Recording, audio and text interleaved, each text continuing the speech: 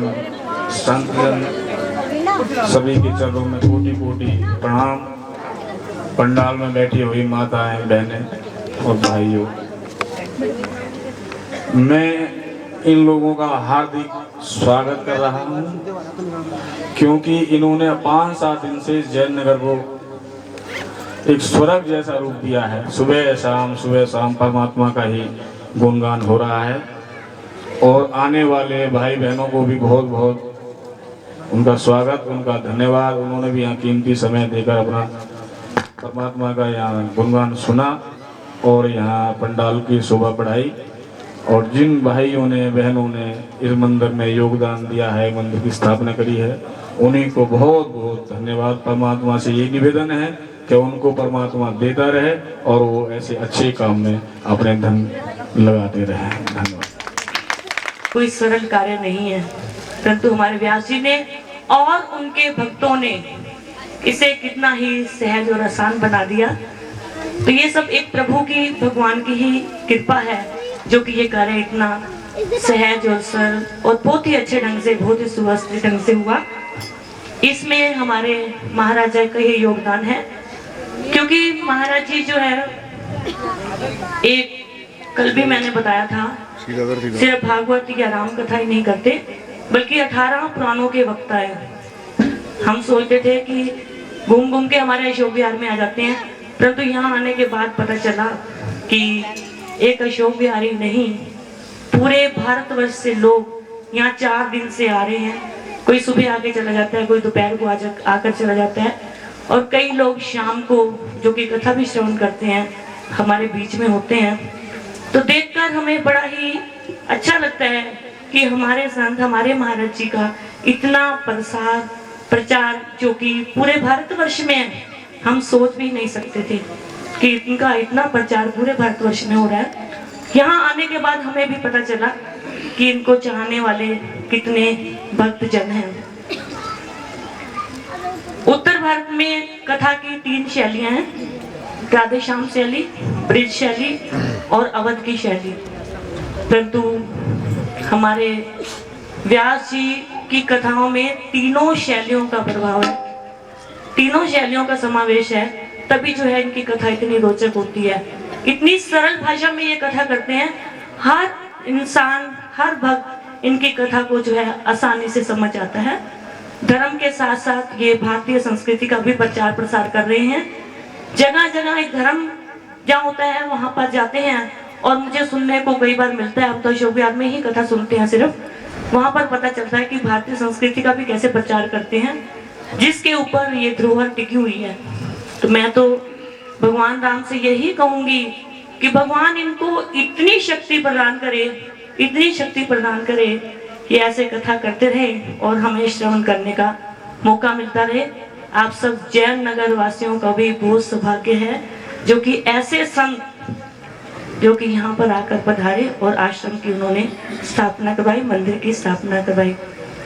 आज हमारे बीच में रोज 2, 3, 4 संत आते हैं और हमें आशीर्वाद देते हैं। तो आज भी हमारे बीच में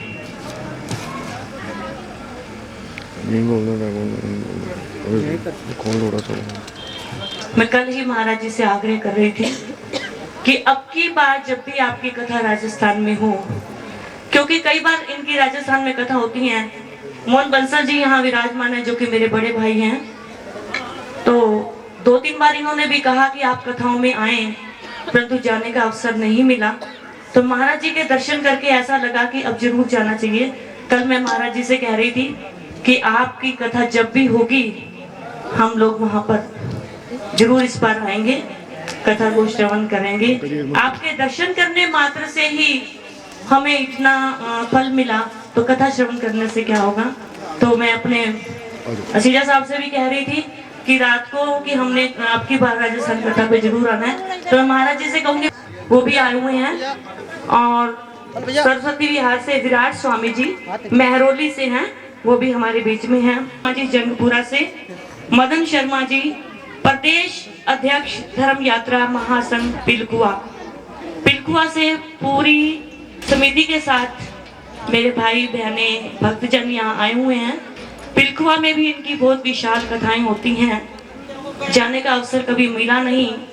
अब की बार पिलखुआ भी हम सोच रहे हैं अपने पूरे भक्तजनों के साथ दिल्ली में, जब भी इनकी कथा होगी हम जरूर पहुंचेंगे। और मदन शर्मा जी प्रदेश अध्यक्ष धर्म यात्रा महासंघ पिलखुआ से, श्री भगवान राष्ट्रीय क्षेत्र अध्यक्ष पिलखुआ से आए हुए हैं, वो भी हमारे बीच में हैं।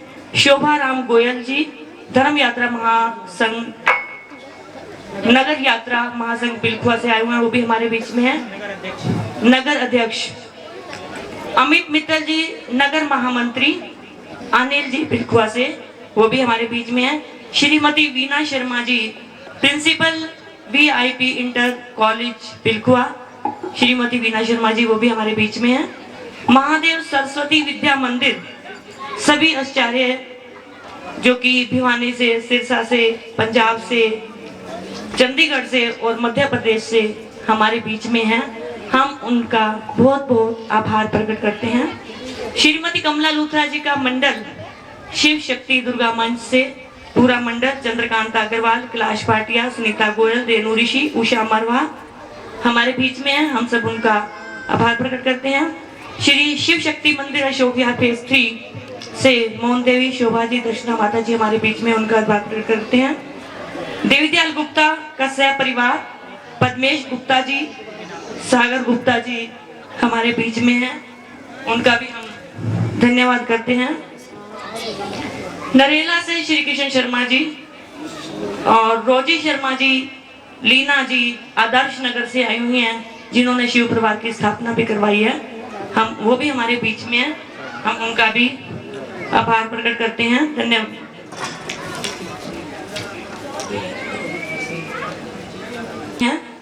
मैं उनसे आग्रह करूंगी कि वो आए, 2 शब्द आशीर्वाद के रूप में। श्री भगवान गर्ग जी व्यास गद्दी पर विराजमान मेरे सम्माननीय विजय शास्त्री जी, मंच पर बैठे हुए सभी संत गण और मेरी माताएं, बहनें, भाइयों, आज ये सब देखकर मन इतना गदगद हो रहा है कि जिस संत को सर्वप्रथम मैंने पूरा महादेव में एक साधारण व्यक्तित्व के रूप में देखा, जाना, मैं इनके साथ वहाँ 10 दिन लगातार रहा। वहाँ पर पूरा महादेव में 1100 परिवारों के साथ में हमने धर्म यात्रा महासंघ ने एक संकल्प लिया था कि रुद्राभिषेक कराएं और उससे पहले हम महाराज जी की कथा कराएं। तो कथा में इतना रस पैदा हुआ कि 1100 परिवार के जगह हमें 1238 परिवार को शिवलिंग अलग अलग देकर और पूजन कराया। और पूजन कराने के उसमें जिसने भी जो संकल्प लेके वहाँ पूजा किए, उसका मेरे को जितने लोग मिले उसमें जो है उनकी सबकी जो है मान्यताएं पूरी हुई और ऐसा जो है मुझे आशीर्वाद मिला।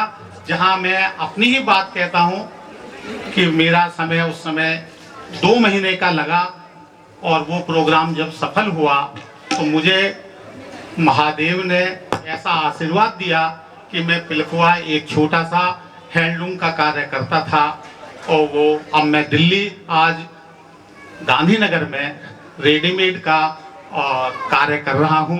तो ये सब आपके आशीर्वाद का ही फल है कि हम इतनी ऊंचाइयों तक पहुंचे हैं और मैं चाहता हूं ये आशीर्वाद आप सब लोगों को भी मिलता रहे और ये जन जन तक जो है इनकी वाणी का प्रसाद के रूप में सब ग्रहण करते रहे। और जैसे कहते हैं कि मांगन मरण समान है, मत कोई मांगो भीख, अच्छे कार्य के लिए मांगना पड़े तो मैं मांगू 1000 वीर।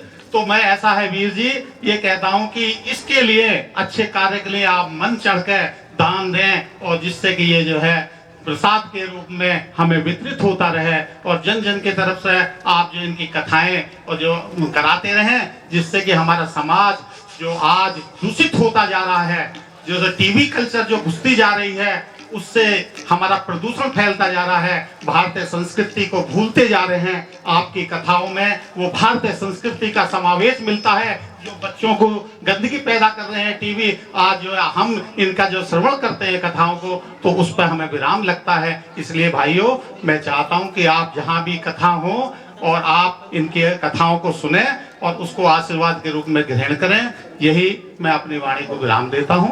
जय हिंद, जय भारत। संघ पिलखुआ से आए हुए हैं मदन शर्मा जी, प्रदेश अध्यक्ष धर्म यात्रा महासंघ पिलखुआ से, वो भी 2 शब्द आशीर्वाद के रूप में।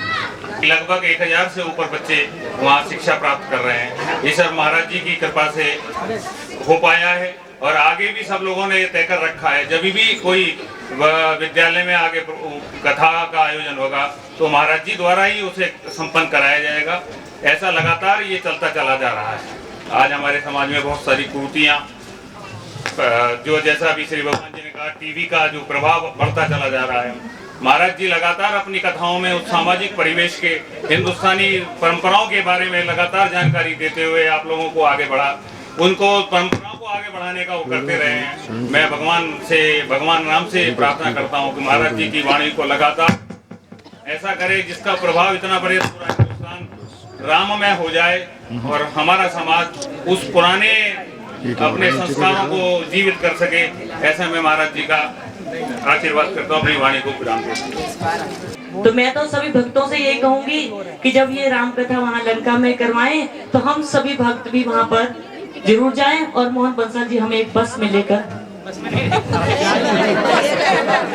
बस यहाँ से करवा देंगे, आगे हवाई जहाज कर लेंगे। यहाँ से भी पैदल नहीं जा सकते भाई, यार चलेंगे भाई। मोहन बंसल जी लेकर सब भक्तों को जाएंगे और हमारी तमन्ना भी भगवान से यही है, एक मैं ही नहीं सभी के लिए ये भजन है कि हम जो भगवान की सेवा में सेवा करते हैं। है तमन्ना मेरी, है तमन्ना मेरी, मुरली वाले यही मैं जन्म भर तेरे गीत गाती रहूं। है तमन्ना मेरी, मुरली वाले यही मैं जन्म भर तेरे गीत गाती रहूं।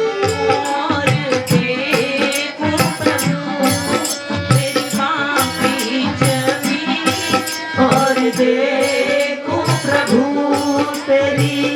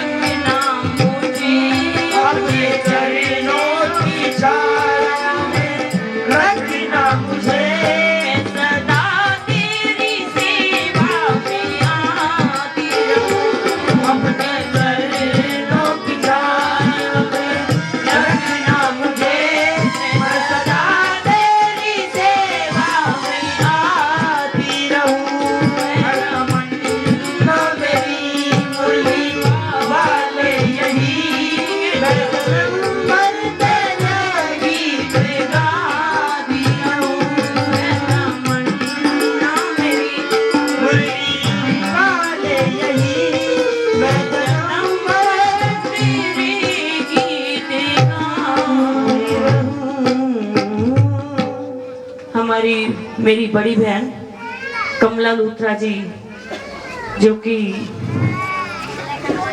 व्यास जी को हमें मिलवाने वाली, जब से ये संत हमें मिले हैं, मैं दूसरों के लिए क्या कहूँ, मैंने अपने आप ही साक्षात इनके अंदर भगवान का रूप देखा। जब भी मेरे परिवार पर विपदा आई, मेरे पतिदेव ने इनको फोन किया और हमारी विपदाएं सारी दूर। उसके लिए तो मैं कमला जी को ही धन्यवाद करूंगी, जिन्होंने एक बेटे के रूप में हमें व्यास जी से मिलवाया। और आज हमारा पूरा परिवार जो कि इन्हीं के चरणों में सर मस्तक झुकाते हुए प्रणाम करता है, और इन्हीं को ही हमारा परिवार जो गुरु के रूप में दिखता है। मैं कमला जी से कहूँगी कि वो 2 शब्द आशीर्वाद के रूप में जरूर। आनंद भगवान की जय। वीणा जी ने तो बहुत कुछ कह दिया। मैं जब 12वीं में पढ़ती तो वीणा 6ठी में पढ़ती, लेकिन मैं 12वीं में ही हूँ अभी भी, और ये M.Com कर चुकी है। ये बहुत आगे निकल गई है। और इसको मैं क्या कहना, व्यास जी के लिए जो कह रही है वो बिल्कुल सच है। व्यास जी हमें एक प्रभु रूप में मिले हैं। जैसे प्रभु अपने भक्तों के हर कष्ट अपने ऊपर लेते हैं ना, वैसे व्यास जी हमारे कष्ट जो हैं वो अपने ऊपर ले लेते हैं। ऐसे संतों के लिए अगर कोई अपशब्द बोलता है तो समझो बिना हड्डी की जो जीभ है वो सामने तो है, लेकिन अंदर की जो उसकी वाणी वो गलती जा रही है। जो उंगली उनकी तरफ गलत उठती है, वो उंगली तो सामने तो ठीक दिख रही है, लेकिन अंदर से उसकी नसें कमजोर हो रही हैं। ये सोचो, ऐसे संतों के लिए सबको अपना मस्तक झुकाकर आशीर्वाद लेना चाहिए, ना कि उनके लिए कुछ अपशब्द बोले जाए। हम तो ऐसे संतों के इतने आभारी हैं कि जिन्होंने अशोक विहार को एक स्वर्ग आश्रम और स्वर्ग नगरी, जो स्वर्ग नगरी कहते हैं, उनका नाम दे दिया है। हम ऐसे संतों के लिए बहुत आभारी हैं, बहुत हैं। जैसे कहते हैं, बंगला दिया, गाड़ी दी, कारोबार दिया, वो दौलत दी, शोहरत दी, अच्छा परिवार दिया। माँ बंगला दिया, गाड़ी दी, कारोबार दिया, माँ दौलत दी, शोहरत दी, अच्छा परिवार दिया। फिर भी मैं रहता परेशान मेरी माँ, चरणों का दे दे मुझे ध्यान मेरी माँ, चरणों का दे दे मुझे ध्यान मेरी माँ। बोल साचे दरबार की माई मेरी सच्चियाँ जोता वाली माता, तेरी सदा ही जय।